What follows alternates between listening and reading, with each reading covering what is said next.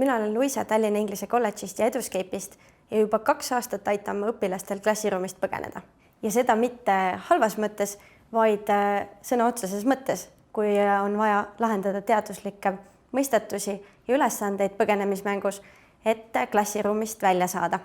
Aga distantsõppe alguses me olime probleemi ees.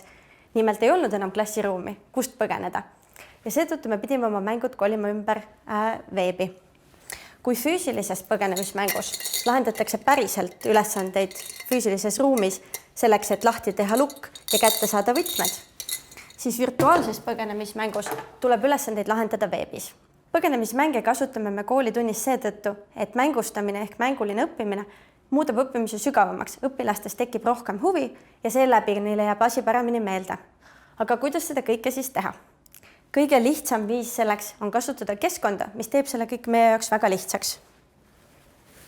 Ja üks selline keskkond on Geniali, mis aitab luua põgenemismängu ilma, et peaksid olema mingid erilised digioskused. Selleks tuleb valida sealt valikust gamification ehk mängustamine ja siis avaneb terve rida erinevaid selliseid vorme, mille kaudu seda mängu saab üles ehitada. Ehk siis, kui ma võtan esimese näite, siis kasutades seda näidist saan ma slideshow põhimõttel üles ehitada mängu, kus on erinevad mõistatused, tuleb valida õige pilt, leida pildilt piltmõistatus ja lõpuks on autasu ka.